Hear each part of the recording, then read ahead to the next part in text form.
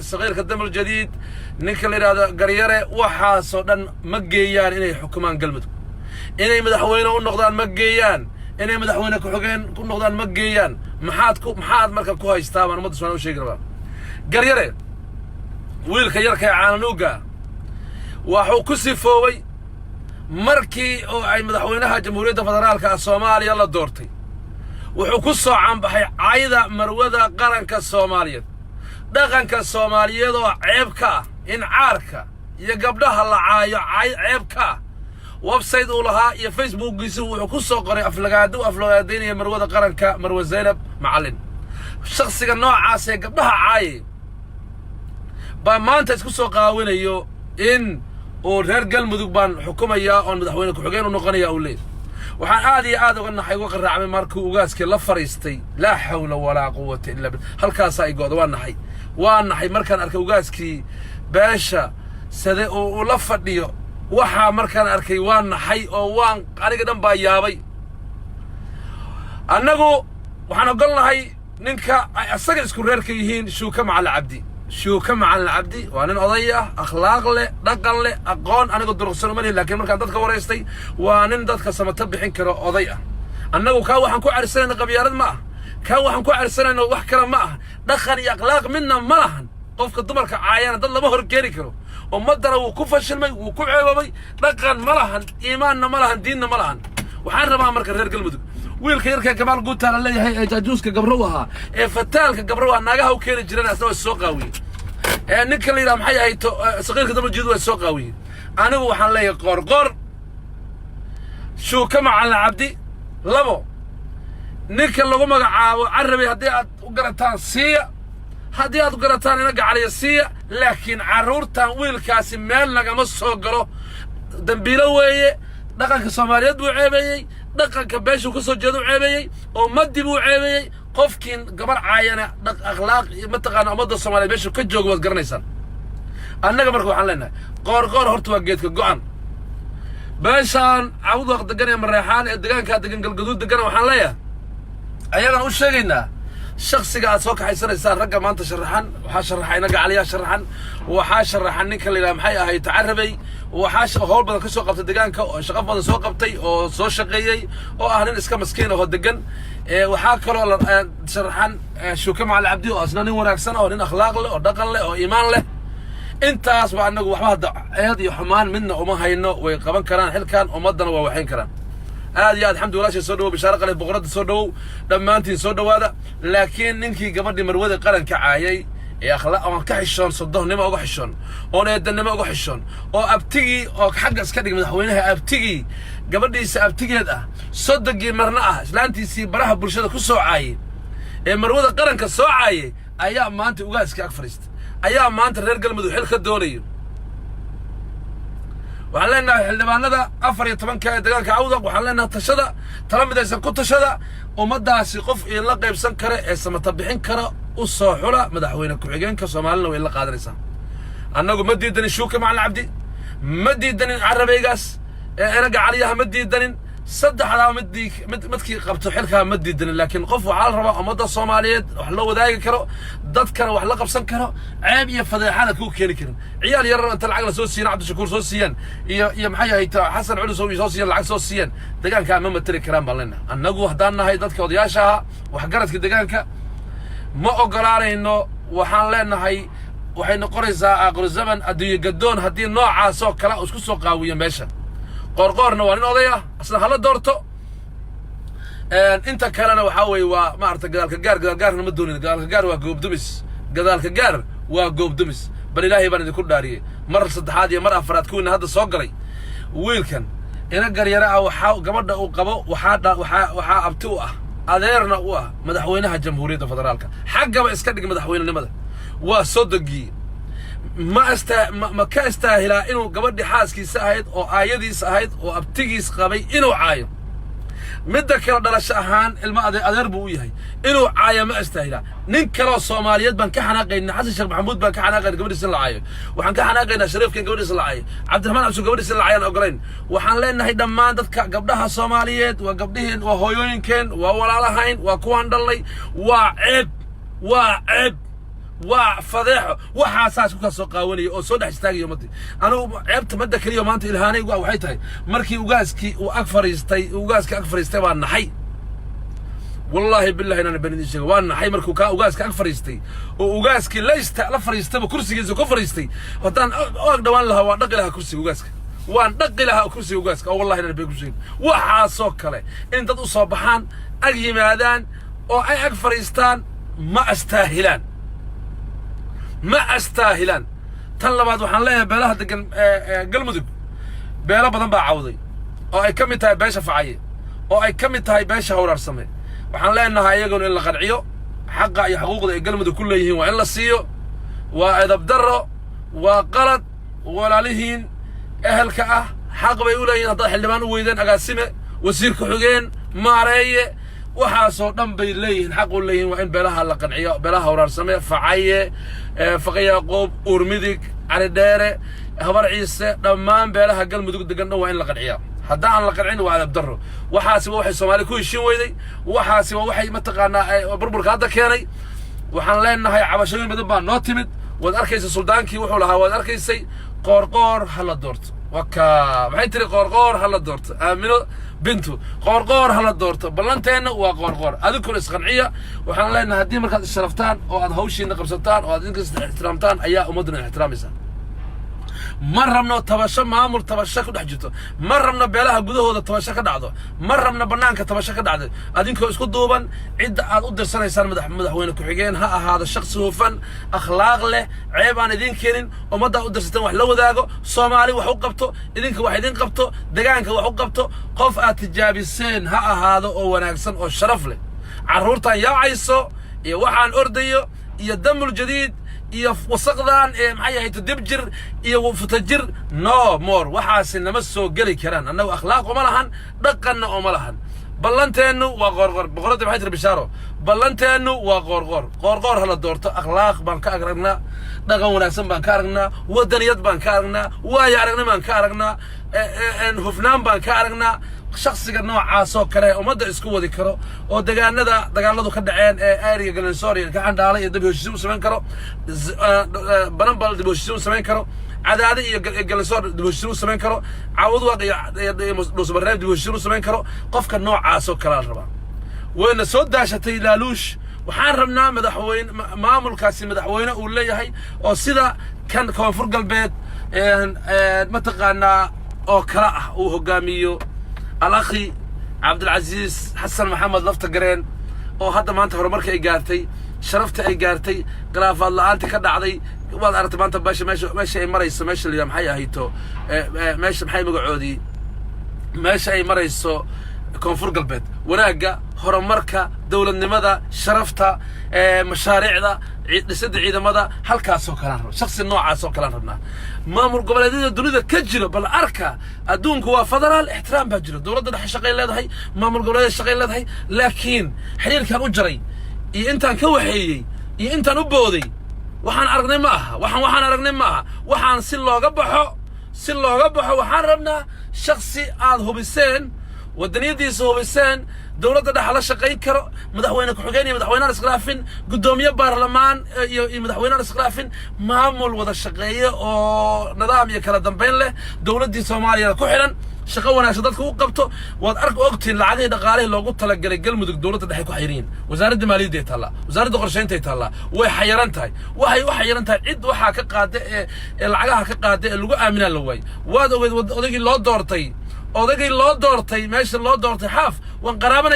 qaraabanayaa qaraab baan aadaya ilaa hadda qaraab buu ku jiraa damanooli uu noqday meesha wax ka dilaacaan buu aadaa meeshii oo ka shantu aadaya maslaxada reer galmudug iyo dadka reer galmudug kama shaqeynay marka damanool yahay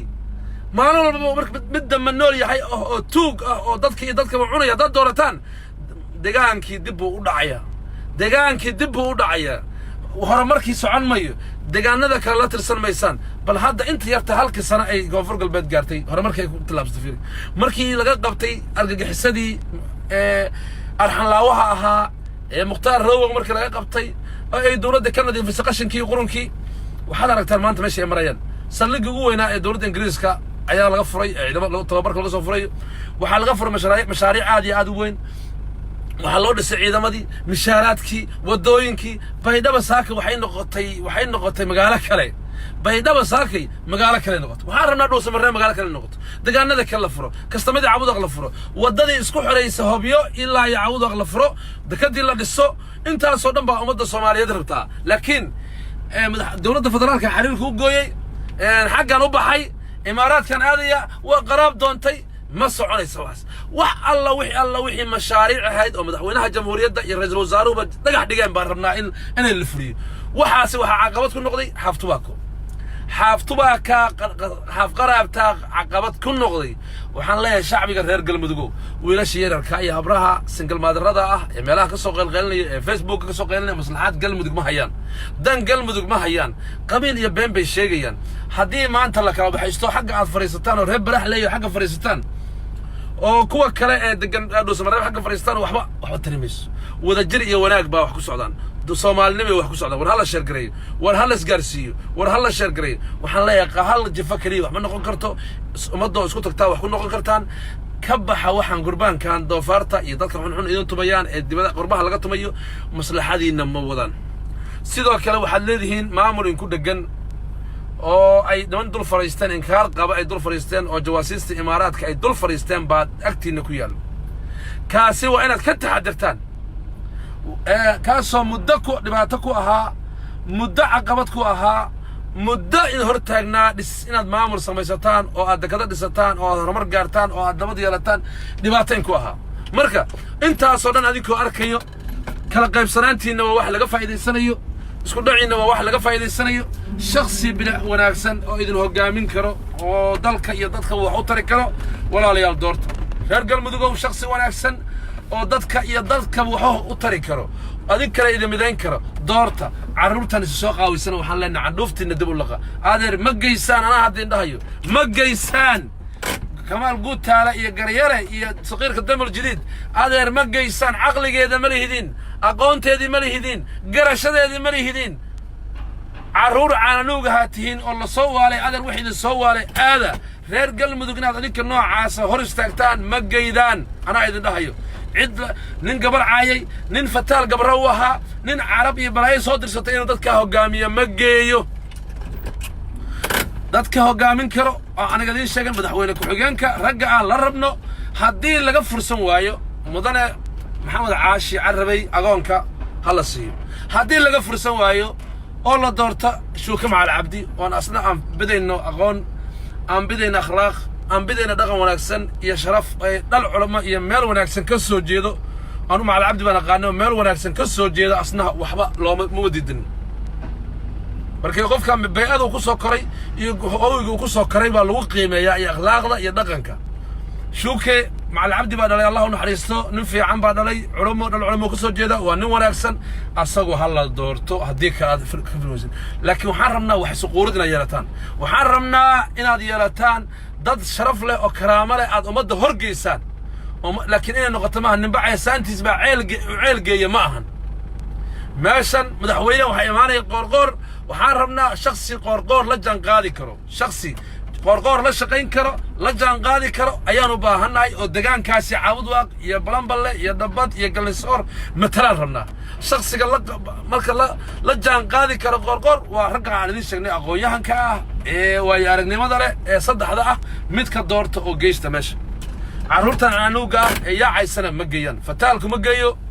gabar caayuhu ma geeyo hooyadii ninka ka xishoon waayay sodoodii ka xishoon waayay caayay يا أنا قريرة ما جيان لنا أنا جا كعلنا وكأت كيسننا ما جيو تذكر نوع عاصر وحلنا جوجش تكفر السنة حتى أنا أسكت قدام بعد حق الذين أسكت قدام أسكت وحيسان وأسكت ذي فسان بعد حق الذين إني أكتر نسوي استاجر ما سلام وكاقال هلا شرقريو أدواء كنت أدواء waxaan ka sheekeynayna waa dadkii caanuugyada aan ka sheekeynay junior-ka ahaa ee dhaqan xumada lahaa ee wadankan akhlaaq xumo ku soo kordhiyay ee orkiraalaha ahaa ma geeyaan ma xukumi karaan dadkaana ma u qalmaan dadkaan dad xadaaradeed weeye waa meeshii Soomaaliya laga xoreeyay waa meeshii dadkii Soomaalida u qiimaha badnaa ay ka soo jeedaan Allahu naxariisto oo kamid yahay Cabdullaahi Ciise oo kamid yahay rag ahaa ay ka soo jeedaan oo uu ka soo jeedo raggii odayaasha ahaa ay ka soo wada jeedaan oo dad caqli iyo karaamo u saaxiib leh ay ka soo jeedaan dadka xukumaya waa inay ahaan dad la sharribay la tijaabiyey la hubiyey baan kuuri oo la hubiyey inay noqdaan baan rabnaa annaga dad la hubiyey baan rabnaa ma ahane iska orda ma aha maanta waxaan rabnaa mar dambe saysan u dhicin madaxweyne iyo madaxweyne ku-xigeen isqabsaday guddoomiye iyo guddoomiye baarlamaan isqabsaday inay saysan mar dambe u dhicin aysan u dhicin waa in laga hortagaa waa in laga hortagaa oo dad kale loo doortaa weliba waxaan dhihi lahaa beesha mareexaan isku mataqaanaa wax isku quura anugu waxaan dhihi lahaa iska siiya nimankan celi siiya oo ninkaa shuukaa siiya wallaahi billah celiga nimanka la yidhaahdo oo xildhibaankoodii la qaatayba siiya oo xildhibaankii aan xildhibaan dowladda federaalka ku lahayn siiya adinkuba afar xildhibaan baa galmudug ku leedihiin dowladda federaalka xildhibaanaha ku leedihiin senataraad ku leedihiin nimanka beesha celiya ha la siiyo shuukana ha la siiyo markaad wax isu quurtaan ayaa ummaddan wax idin quuraysa halkaasi waxaan rabaa sidoo kale beesha hawraarsamana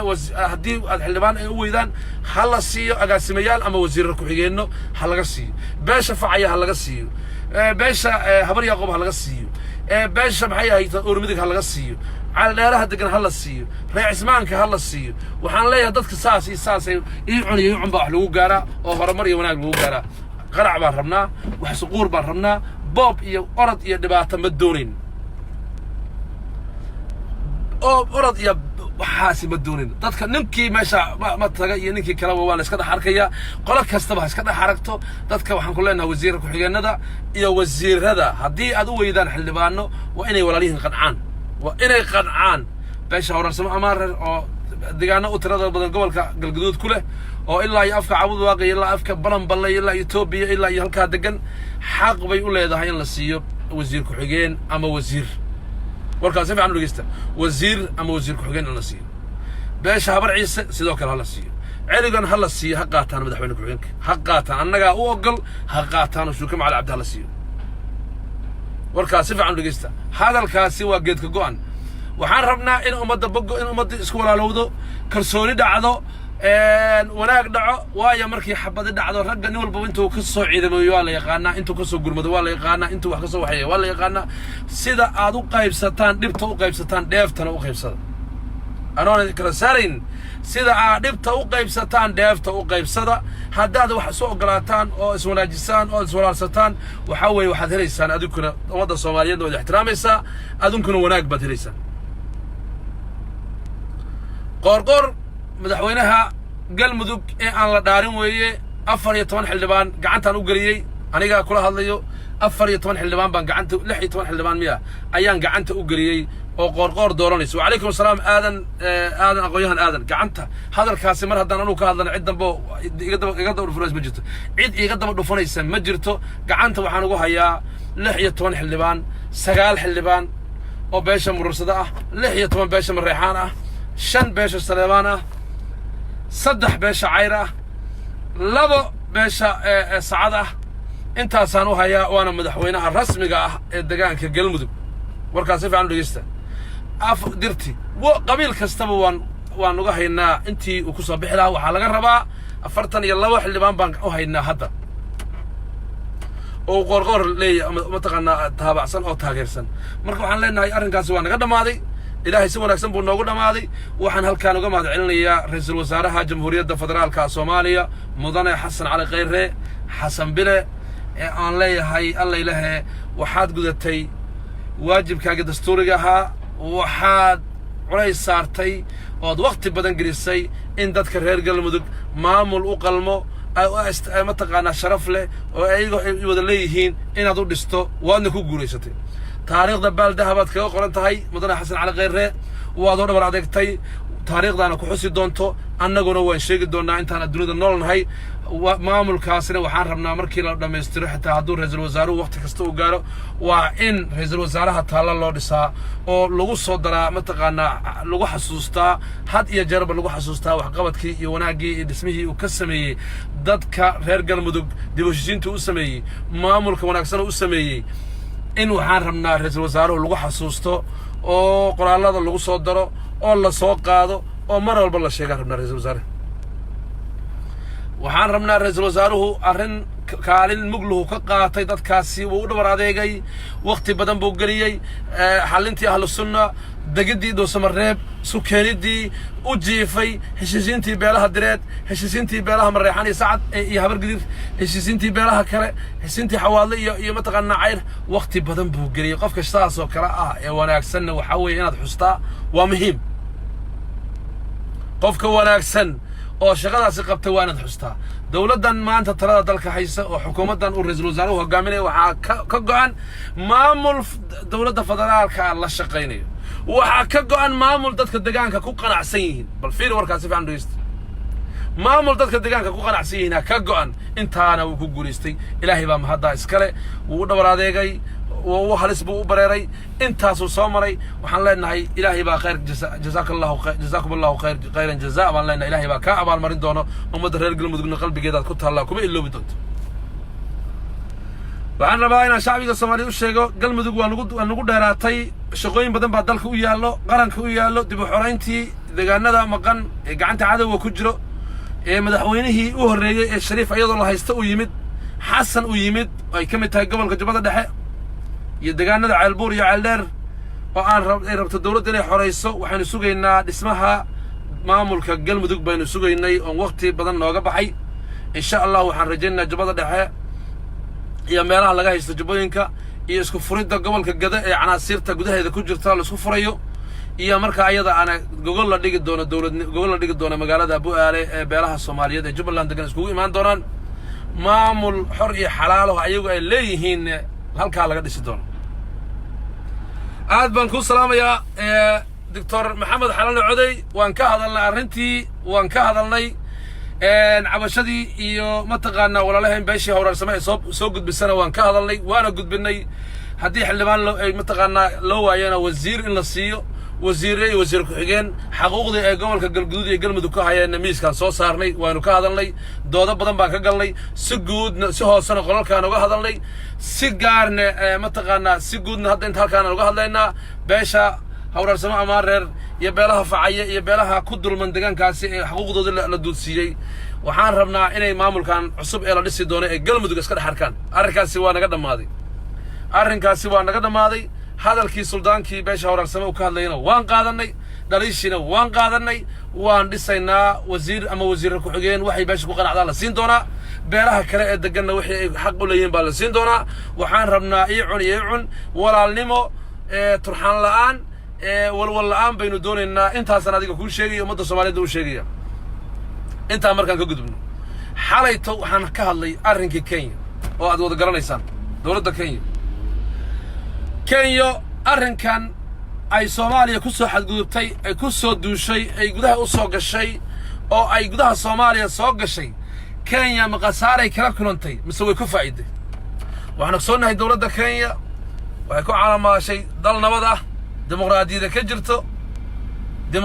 ka jirto nabad ah sharaf mataqaana adduunku dalxiisayaashada imaado hay'adaha caalamku degan yihiin ganacsiyada faraha badan ee adduunku ay mataqaana ka dhisan yihiin maantana waxay maraysaa albaabaha la iskugu xiray dalxiiskeedii farahu ka baxay nabadgelyadeedii farahu ka baxay horumarkeedii faraha ka baxday adduunkii waxay ahayd Jineefada Afrika ay ahayd maantana waxaa laga dhigay meel dhimatay oo urtay baa laga dhigay waxaa ka dhigay marka waxaan ka dhigay kuwa Soomaalida ah ee beenta u sheegay ee ku yiri dalka annaga kala hayno annaga ku qabanayno busto u soo hugiyay hogaamiyihii argagixisada ahaa ee gudoomiye ku-xigeenkii ururka al-shabaab Maxamed Islaam Axmed Madoobe Abu Dujana ay madaxweyne uga soo dhigay ee bustaha u soo saaray horta Kenya dhibaatadaas gariib Kenya taniya markii Axmed Madoobe keentay waxa ku dhacay dhibaatooyinkii ugu faraha badnaa ee soo mara Kenya ku dhacay maxaa kamid ah xasuuqii ka dhacay Westgate moolkii kale Nairobi Garissa waxa uu sii dheer weerar ka dhaca deegaanka xeebta ee Lamu iyo Mombasa ka dhaca waxa uu sii dheer deegaankii Soomaalidu deganeed ee laga soo bilaabo Mandera ilaa iyo Garissa oo aan la sumarin oo macallimiintii iyo iskuulada ka carareen markay dawlad saas oo kala gaamurtay aqoon-yahan leh maskax leh ay dhibaatadaas ku dhacdo waa inay ogaataa waxa haysto حقي وحوي مادين الشخص كان أي صوك هيسيو ماشى كنتي أي صور رتي أي ماشى الديارات دي كل سوق قاطي أي دوبلي كل سوق قاطي كل كنتي مقالة كسمايو تلاب وقادي وي الشخص أي دوبلي كل سوق قاطي ديارات دي هليكوبتر كله سوق قاطي تلاب وقادي وي هولقال كمان انتو باللابانية كباللابانية دقان كقبل كجبادة دحية كباللابانية هولقال با كباللوضي قبل كجبادة خوسي قبل كجادة كباللوضي درقي با البرقس باي باهر دايرا كسو قارين عيدمada xoogga dalka Soomaaliyeed ay Itoobiya soo tababareen ayagoona ciidamada walaalaheena ah ee amisom Itoobiya la socon ayay soo gaareen ceel waa meesha la maxay ahayto meesha la yiraahdo baar dheer bal masaafada soo jira waa 300 kilomitir dawladda Kenya ayadoo Axmed Madow watan waxay ku qaadatay hal sano ay ku qaadatay Kismaayo ku timaado 2010 11 kii ku qaadatay ku timaado taasi waxay cadeyn u tahay taasi waxay cadeyn u tahay in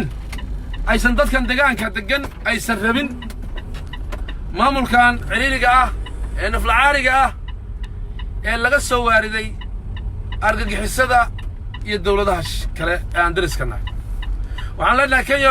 Yusuf Haji iyo Nicolia maxay hayto aadan barado cala been bay ku sheegeen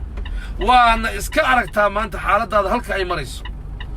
waana iska aragtaa halka ay maanta xaaladaadu marayso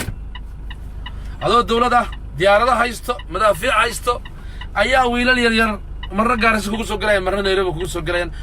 waxa al-shabaab ka naaxinayana waa adiga waa saraakiishaadi waa maamulka aad wadato waa Axmed Madoobe hadaadan ka qaban oo aadan mataqaanaa barooniga dhulka aad dhigto aad dhin meeshan dadka Soomaaliyeed deganaa iyo dawladda federaalka ee Soomaaliya faraha kala baxay adiguna waxa way dhibtaa ku sii jiraysaa dadkan deegaanka degan waxay u haystaan anigoo hadda afkooda ku hadlayo aqliyadooda ku hadlayo wallahi inaan bari sheegin waxay aaminsan yihiin in lagu soo duulay deegaankoodina la qabsaday in ciidamo shisheeye loo soo qaatay in ciidamo shisheeye loo soo kaxaystay ayay aaminsan yihiin ilaahay baa idinku dhaariyay Axmed konton ciidan buu tababar ka soo saartay meesha aad dawladda Kenya aad keentay buu fadhiyaa talaab waa qaadi lahayd maxaa keenay ma isweydiisay meeyo khibradiina xagga istiraatiijiyada ciidamada meeyo aqoonyahankiina xagga arrimaha dibadda dhammaan fakir sameeya aqliga shaqeeyo dadkan diyaar uma aan dadkan waxay aaminsan yihiin in lagu soo duulay deegaankooda la qabsaday warkaas si fiican u dhageysta beelaha Soomaaliyeed ee dir iyo daarood iyo digil iyo mirif iyo hawiye ee deegaanka degan iyo beelaha shanaad ee deegaanka degan ee jareed iyo jiraacbo waxay aaminsan yihiin in lagu soo duulay ay dawladda Kenya dadan deegaanka ay ku soo rartay caloosho u shaqaystayaal ku soo rartay new police ku soo rartay argagixisada ku soo rartay ayay aaminsan yihiin horaan uga hadalnay dhalinyaradii deegaanka deganayd markii la garaacay la dilay la caburiyay la waxeeyay mid cararo mid la dilo iyo mid argagixisada ku biiro noqday waxaana waxa shidayo ee waxaynayo waa kooxdan aad soo waarideen oo aad diyaaradaha ku keenteen ayaa dhibaatada wada number 2 waxa la rabaa marka ninkan maanta Dobley afmadow iyo Kismaayo aan dhax mari karin Kismaayo Dobley afmadow aan soo dhax mari karin qoqaan iyo afmadow aan soo dhax mari karin aqligiinu ha shaqeeyaan leenahay ninkan iyo asaga iyo maamulkiisaba diyaar looma ahan tan labaad al-shabaabku waxay dhaqaalaha u badan ka helaan buur gaabo iyo magaalada Kismaayo dhuxusha laga raro dhuxusha dhammaan waxa soo gurto al-shabaab wayna iib geystaan lacagta ay ka helaan ayay ku nool yihiin masaarif ka dhigtaan ciidamadooda ku dhistaan hubkana ku dhistaan sidoo kale hubka aad siisaan Axmed Madoobe rasaasa siisaan al-shabaab baa loo geeyaa waxa soo dhan baan haynaa waxa naaxinayo waa asaga waxaan leenahay miirku hay ku soo noqdo aqliyadu hay ku soo noqoto faarax macallin ninkan maxay ahayd aadan barado caala iyo Yusuf Haji iyo Gandhi iyo Cabdirashiid waa idin lugooyeen maanta shalay meesha aad maraysaan iyo maanta meesha aad maraysaan wax isu dhuma waxaad marka waxa kaga bixi kartaan adinkoo yiraahdo dadka reer Jubbaland ee deegaanka degan ayeen ka tashada annagu mandate-ka amisom iyo ciidamada amisom sida Soomaaliya u joogtaan u joogeynaa faragelinta waa kala baxaynaa dadka reer Jubbaland oo maamul dhista dawlad soo dhista ayihina ka tashada ciidan dhista annaguna amisom baan doorkii amisom ay lahayd baan qaadanaynaa dhaha انت مركز سميسان waxaan aad soo waarideen ee meelaha ka keenteen ay new police qaala new police iyo Axmed Madoobe iyo Gonjaarkan iyo Cabdi Mahdi iyo waxaana meesha laga kaxeeyo ummadani way tashanaysaa maamul bay samaysanaysaa ciidamay samaysanaysaa ayadu ay leedahay dagaankana waa la xoreynaya al-shabaab saacado nagu qaadan mayso maalmo nagu qaadan mayso inaan wadooyinka inta u dhaxayso ceelwa u dhaxaysa balad xaawo ama luuq ilaa iyo meesha liyaada Kamboni u dhaxayso maalmo qaadan mayso waa lagu soo sifaynaya adinkuna nabadgelyad helaysaan ummadan deegaanka nabadgelyad helaysaan ummadan waxay tabanaysaa in lagu soo duulay la dulmiyay gabdhaheedii la xoogay diyaarada lagu duqeeyay loo gacmo qabtay dad aan deegaanka u dhalan qabsadeen ayay aaminsan yihiin intay taasi jirtaan adigu nabadgelyadiina qalqal bay ku jiraysaa hawshaasna way soconaysaa waxaan leenahay aqliyadu ha shaqayso cashar ku qaata waxa meesha maray Axmed maxaad ka faa'iideen oo u haysataan waxa been baa la idin sheegay been baa la idin sheegay badda Soomaaliyeed ma siin karo been baa la idin sheegay Jubbaland County-ga 48 noqon mayso weligeed noqon mayso dad Soomaaliya ku nool waxaan leenahay adinkuna aad nabad heshaan annaguna nabad helnay aqliyada ha shaqayso been iyo truufa iyo waxaad ku jirtaan mujaamalaad dad ku jirtaan halkan waxaan kaga digayaa shacbiga reer Kenya Kenyaanka wariyaha macallimiintii kukuyada ahayd ee ardayda Mandera iyo meesha Leecaalwaaq iyo Habasweyne iyo Gaariso macallimiinta ka dhamaan ee kukuyada Hamudooga waa carreen dhaqaatiirtii way carreen oo maanta deegaanka ma shaqeyn karaan baabuurtii ma shaqeynayso wax lagu waardiinayay baabuur intaasoo maxaa dhibaato isu gelin qof argagixisa oo al-shabaab ayaad isu gelinaysaa maxay ka kala duwan yihiin Axmed Madoobe iyo Dulyadayn maxay ku kala duwan yihiin Dulyadayn iyo Axmed Madoobe maxay ku kala duwan yihiin bal ii sheeg adig Axmed Madoobe iyo Dulyadayn maxay ku kala duwan yihiin waa dameer labadiis dagood Axmed wali wuxuu aaminsan yahay fikirkii argagixisada ahaa oo kaga tagay hogaamiyihiisii Xasan Turki oo argagixisada ahaa oo in dadka la dilo dhiigooda la banaysto maalkooda la banaysto dawladnimadan iyo waxaan wuxuu ka jecel yahay argagixisada ahaado wuu ku qanacsan yahay markaasad argagixisada busto soo saarta leedahay madaxweyne iyo saad nabad ku helay markaadi waxaan leenahay aqligu ha shaqeeyo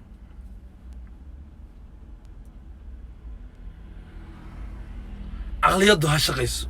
aqliyadu ha shaqeyso dadka deegaanka laha waa taqaana inta taliyahaaga nabad sugida iyo soo istaagay ayaa tiri beesha reer hebel ee beesha mareexan baa soo weerartay dadka iga laysay waxaysay baa tiri soo istaagtay waa dawlad baa tahay fiiriya dawlad baa tahay marka dadkii dhagahoodii waxaas ku dhacaan ay dawladda tiraahdo dadkii colaad baa galayso isdifaacid baa galayso cadow kugu soo socdo waday u furayaan ku shaqaysta markii waa cadow u tahay waad soo weerartay waad soo halgaaday isxaan uma samayn wasaaradda arrimaha gudaha iyo hay'adda nabad sugidda si bareer idaacadaha uga tiri beeshaas aniga ataag uga ah oo trade uga ah waalaikum asalaam walaashay mursado dadka adaa ku beeray colaada ummadda adaa colaada ku beeray waxaan leenahay arrinka dib ha looga fikiro Yusuf Xaaji Aadan Barre Ducaale iyo Gandhi way ku lugooyeen Kenya Uhuru Kenyatta bay ku lugooyeen Kenyana waxaad kaga tagaysaa mushkilad iyo dhibaataad kaga tagaysaa waxaan leenahay wadankaasi waxaa argagixisada loogu xoreyn karaa adna aad ku nabad heli kartaa in dadka culayska aad dul saartay aad ka dulqaado culayska iyo argagixisada iyo maleesiyaadka new police-ka haraadigii soo baxay aad ka dulqaado inaad dadka aayahooda inay ka tashanaan u madax banayso inaad joojiso maleesiyaadka cala soo shaqaystayaasha aad ku tababarayso Dhajambuula deegaanka Dhajambuula aad ku tababarayso ognahay la socono aad joojiso in faragelinta aad ku hayso deegaanada Soomaaliyeed aad ka dayso ummadan deegaankeeda ayada iskale way xoreysanaysaa al-shabaabna ka xoreysanaysaa dhalinyaradeedina wixii kaga jira way ka soo baxsanaysaa wayna xoreynaysaa maalmo kuma qaadanayso waxaas oo dhan oo lagu soo tirtiro oo saldhigyada lagu burburiyo oo mar haddii dhuxushii laga gooyo dhuxushii aan la dhoofin al-shabaab meel cunno ka helayaan ma jiraan meel dhaqaale u soo marayaan ma jiraan tuulo kasta dadkii joogana ay xoreystaan waa la sifeeyay hadda gobolka Gado waa laga soo sifeeyay gobolka Jubbada Dhaxna waa laga sifeynaya Jubbada Hoosena waa laga sifeynaya mar hadii waxaan argagixisada iyo kuwa argagixisada wax siiye ee gacanta siiye ee ururka Raas Kamboni ee dhuxushana u gado u beeciyo rasaastana hoos ka siiyo ee la shaqeeyo hadii meesha ka baxaan annagu waa ka xunnahay aad baan uga xunnahay dawladdan darisnahay aan mataqaanaa oo dana badan naga dhaxeeyo in nabadgelyo la'aan ay ku jirto nabadgelyo la'aantaasna mid ay ka shaqeyso oo si ahaado annagana ay dhibaatadaas nagu sii hayso ayadana ay dhibaatada sii hayso waanu ka xunnahay aad iyo aad baan uga xunnahay waxa Kenya ku dhacay laakiin waa waxay gacmaheedii ku shaqeysato ayadaaba abaabushaba oo waxaysaba argagixisada al-shabaabta ayadaa la shaqeyso al-shabaab aabaheed ayadaa hoosta ku wadato ayadaa Axmed Madoobe hoosta ku wadato ayadaa mataqaanaa Abu Dijaana wadato ayadaa dhuxusha u iibiso ay rasaasta u gataan ay ku howlgalaan waxaasoo dhan hadday ka baxdo oo miirka ku soo noqdo ummadeeda waa nabadgelaysaa annaguna waa nabadgelaynaa ayaduna waa nabadgelaysaa waxaan leenahay deegaankaasi muddo ku soo jiray dhibaato Kenya dib u noqon lena Kenya arrinkaasi ka waantow haddaad aqli leedahay ood garasho leedahay Axmed waxaad u hartay ma jiraan oo taageero qof la siin lahaa ciidan iyo dhaqaale intaba waa siisay magaalada aad keento taagan yahay magaalada aad helicopter ku gaantay ayuu dhaafilaya marka maxaad isu lugoynaysaa ummadaadina u baabi'inaysaa dadka deegaankana u baabi'inaysaa aadna isu waaraysaa aqli xumada mise waxaad tahay aqli malihid baan leeyahay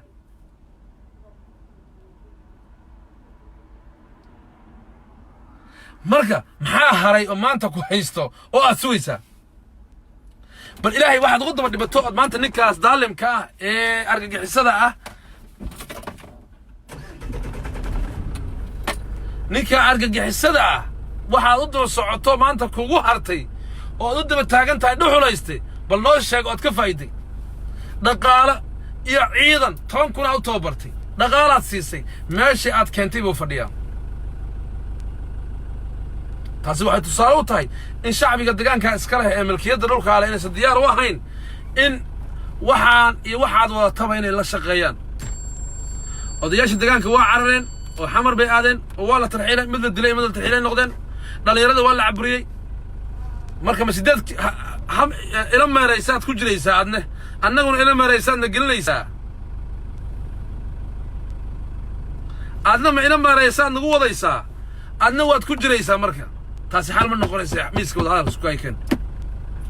miiska wada hadalka isku keen deegaanka dadkii lahaa umadax banay ayaga xoreysanayo adna waad nabadgelaysaa ayaguna waa nabadgelayaan inta aad riyada ku jirto oo aadan barado caale iyo unsima iyo shidido aad ku jirtid unsigaaga aad ku jiraysaa ila meerayso ku jir unsigaaga lagu shido barkii awalba waxaad ahayd waxaan waxba garanayn baa tahay ogaanida la caqli tahay barkii ma aragtid waxa maanta dalxiiskaagi meesha ka baxay dhaqaalahaagi meesha ka baxay dadkaagi dhamaanayo dadkaagi baaba'ayo macallimiintaadi la laynayo wadooyinka ka xarihin adoo maamul gaamure 40 sano jiro oo intelligence adduunka caalami ah oo dawlad diyaarada leh oo taangiye leh ayaad 4 wiil oo af xiran mar walba ku soo dhoomanaysa ku soo ordisa waxaas waxa ka shaqeynaya waa ninka waxaas waxa ka shaqeynayo waa Axmed Madoobe iyo unsigaan mal unsima iyo shididoodaas ka shaqeynaysa unsiga ka soo laabo miirka soo celiyo oo Uhuru Kenyatta buugti aabaha bal buugti aabaha uu qoray oo xafiiskiisa yaala bal dib ugu laabo akhri taariikhda dadka deegaankan iskale dadku ay talada ka go'do dadka majority ka ah iyo ummadda Soomaaliyeed dhaqamadeeda aabaha kulleeyba wuu hayay si fiican u fiiriyo akhriyo markaad akhriso wixii kaaga soo bax ku dhaqan laakiin talada kuwa kula taliyo waa ku qaldeen kuwa wax ku sheegay been bay ku sheegeen ummadaan hal taako oo dhul laga qaadi karo Soomaali baa hal taako oo dhul ah intay gabadheed ka nooshahay Soomaali hal taako oo dhul laga qaadi karo annagu waxaan leenahay argagixisada nagu naaxinayso oo aad nagu wax siinayso oo aad nagu dabawado naga daa Axmed waa argagixiso meel oo ummadda Soomaali dambiyadu ka galay kaga yiri waan ka baxay ma jirto wuxuu la mid yahay Muqtaar Rabow wuxuu la mid yahay Xasan Daar Aweys wuxuu la mid yahay Sheekh Shariif Sheekh Axmed dhammaantood waa rag argagixisada unsiga waday ee dhibaatada waday meel ay nagu dhahaan dambiga aan galnay ee aan ummadda Soomaaliyeed u geysanay waan kaga baxnay ma hayno meel ay maxkamadda u saaray ku cafidana ma hayno annagu eedaysanayaal bay noo yihiin dambiilayaal bay noo yihiin argagixisay noo yihiin weli meel aan ku cafidnana ma hayno adigu marka haddaad argagixiso busta noo soo saaraysood inta aad garkii goyna ka jarto aad garmadow u soo samaynaysood noo soo dirayso adeer waxaan leenahay ma qaadanayno ma ogolaanayno ma yeelayno nabadaada waxay ku jirtaa adoo annaga nala heshiiyo nabadaada waxay ku jirtaa adoo miiska wada hadalka iskugu kaayo keeno adoo miiska wada hadalka iskugu kaayo keeno oo dadkii talada ka go'do caqligu ka go'o nala fariisto oo xal naga raadiyay nabadaada iyo taydaba ku xidhan tahay intay saas tahay oo aad indhaha istirayso darbiyada ka boodayso oo aan meel wuxuu yidhi cudurka kaa galay fardaha haddii laga gubo dameer dawada lama gaarayo cudurka kaa galay fardaha haddii laga gubo dameer dawada lama gaarayo kenyoy dawada ma gaaraysid ilaa aad miirka kugu soo noqdo miiska wada hadalka noogu timaado dameer ba cudur faras kaa galay baa dameer ka gubaysaa bal ilaahay baan idinku dhaariyay buweelka maanta Jubbaland ku dhashay ee reer Jubbaland ah ee magaalada Kismaayo ku dhashay aabihii ku dhashay awowgii ku dhashay ee beelaha degan ama sheeqaal ama gaaljacal ah ee deegaanka degan ama beesha Mareexaan ama beesha Ogaadeen oo deegaanka degan ama beesha Harti ah ama beesha Baajuun ah ama Warday ah ama Biyamaal ah ama intaas oo Soomaalida deegaanka degan ah ma waxay yeelayaan qaalid oo ay shalay ka arkeen TV-ga New Police-ka maarajaga ahaa aadam baaraha New Police-ka xasuuqa ka waday meesha liyaado jigjiga ka waday New Police-ka inuu dadkooda qaarna laayo qaarna xabsiga geliyo toojir ku sameeyo miyay ogolaanayaan bal waxaad riwaayadda noo sheegaysaan bal fiiri riwaayadda aad noo sheegaysa kayay bal fiiri waxaad noo sheegaysaan in fi aad ay noqoto jeelkii jigjigo kale oo soo xirteen oo Ethiopia iska xirtoo kale dadkii la hadda ku xiriin oo xaniyaha toojir looga waxaynay oo kuwii saraakiisha New Police-ka jigjiga dadku waxaynayay oo mataqaana Khalid iyo groupkiisa ay fadhiyaan meesha oo ilka casa joogo oo ila laba go'lo joogo dadku waxa ma ogolaanayaan dadku waxa ma yeelayaan dadku waxa ma yeelayaan mana ogolaanayaan dadku waxaasay ka biyo diideen adaa dadka buush garaynayo oo kula ordayo ku riixayo dhahaya gala argixisada gala dhuxushani u iibinayo kenyoy dhuxushaada u iibinayo hogaamiyaheedii wado argagixisada wado buunbuuninayo meel walba daba taagan waxaan leenahay aduguna dhib bay kugu tahay annagana dhib bay ku tahay waxaan ku leenahay talada dadka ay ka goodo culaymow nala fariiso xaal ka bixi dhibaatadaad geysatay magdhow naga sii dadka aad laysay annaguna aan dalkeenna u madax bannaanaano saraakiisheenna aan howlgelino ciidankeenna aan dhisano caloosha u shaqaystayaasha hadda aad soo wadda ee dhajambuulo aad ku tababaraysa iyo diif waxay taraysa male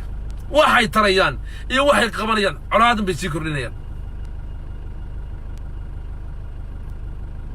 colaadan bay sii kordhinayaan wax kale oo wanaag ay qabanayaan ma jiraan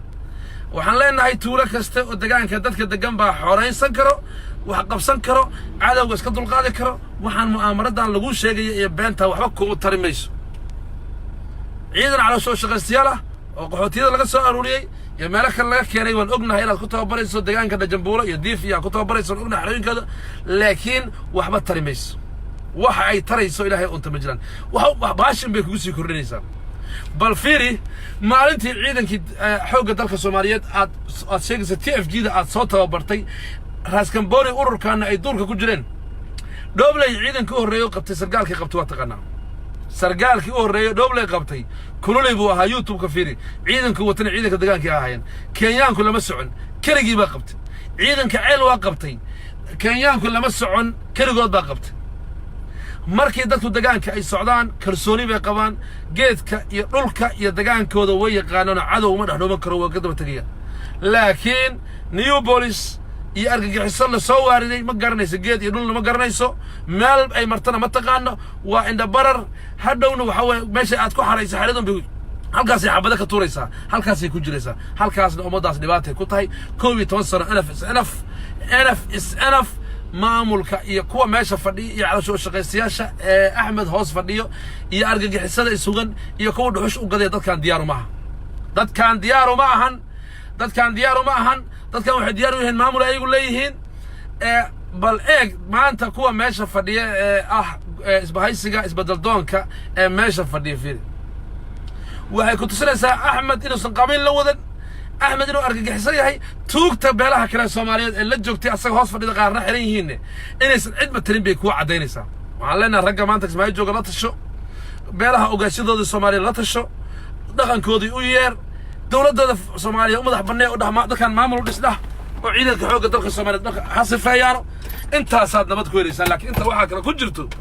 أنسق على وش ده يا أنا أنسق على وضو وحاليري نن ناقة وضي نن هل وضو منا كام هران ترى ناقة بدقاتي ترى نرجع ما دقادن كي ترى نرجع ولا ياي ما دقادن ترى نن لا ياي مين ما دقادن وقال إنك وضد دقان كدقن والصوماليات وأول رحين وحنا قال لنا وحيتها وأرن مسير الصوماليات وحنا قال لنا واد ترى الصوماليات وحنا قال لنا واد دن الصوماليات رجع ماشي فديو أحمد مدوبة درويش مع المحمد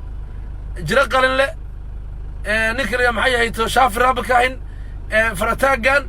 محي هيتو إنا السيدك وحاصودن عبد بالي نكر افتين حسن باستو لما أنتو دن بمجمتلان دتك بيله هيكسر جداننا ممتلان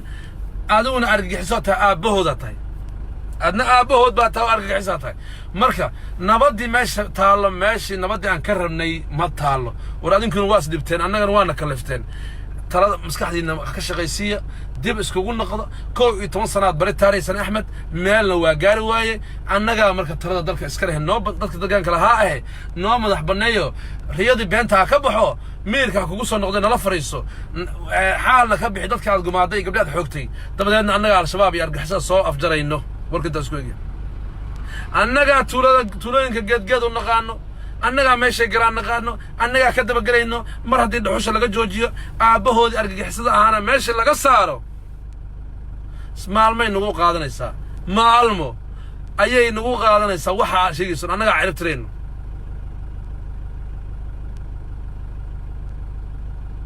دحوشي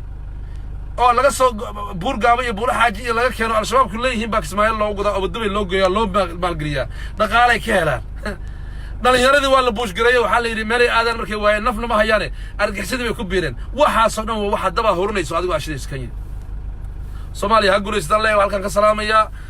Maxamed Saweyne haday arkay guul iyo gabadnimo waxaan hadalkay ku soo gabagabeynaya Kenya nabadaadu waa nabadeeni dad darisaan nahay dad ehelaan dad darisaan nahay oo dana badan naga wada dhaxeeyaan xaduudda inta dheerarka inta la eeg wada leh ee ka dhaxayso nabadaadu waa nabadeena adaa ilaa hadda dib nagu wado adaa duulaan nagu wado adaa damaaci nagu wado waxaan leenahay 11 sano kaad bari taaraysan halku meesha aad keento fadhiya waxay ku cadaynaysaa in dadka deegaanka degan ay sarraali ka ahayn waxay ku cadaynaysaa in ay indabarihiin maleesiyaadkiisa asagaba ay deegaanka shaqo ku lahayn waxay ku cadaynaysaa in dadka odayaasha dhaqanka deegaanka lahaa iyo dadkii waxgaradka deegaanka lahaa iyo dadkii milkiyada dhulka lahaa aysan diyaar u ahayn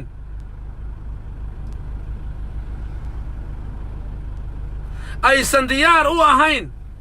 inay maamulkan aad soo waaridood helicopter ku keentay oo halka sana afmadow iyo Kismaaciil u dhacaysa aad soo waday diyaar uma dar reer Jubbaland ma adaa dhalinyaradeenii dhibaataynayo adaa deegaankeena xaalufinayo adaa argagixisada bari taarayo adaa dhibaatada wado shacbiga reer Kenya waxaan leenahay mudaharaadii waa weyn dhiga macallimiintiina waa go'doomeen ma shaqeeyaan dhaqaalihiina farow ka baxay ganacsatada waan ka guurtay argagixisada dawladdiina waxay mudaharaad sameeyo Nairobi xira oo mudaharaad meel walba soo baxa oo ku kaca maxay wiilashiina ku dhimanayaan maxaa afar wiil oo afduwan maxay maalba idin soo weeraraysaa yaa waxa ka shaqeynay dib aqoon-yahankiina iyo xisbiyada mucaaradka Kenya ee Raila Odinga dhammaantiin hadla oo arrinkan dib u fiiriya waxa meesha yaallo inta Axmed ay wadato inta dhuxusha ay u gadayso inta Khalid iyo kooxda New Police-ka ah jigjiga laga keenay ee gacan ku dhiglayaasha ah ee dadka Soomaaliyeed xasuuqaya ay meesha fadhiyaan al-shabaab oo sinaaxaya waxaan leenahay si aan cadowga argagixisada ah ee common enemy-ga u ciribtirno miirkan ku soo noqdo miiska wada halka noo soo fariista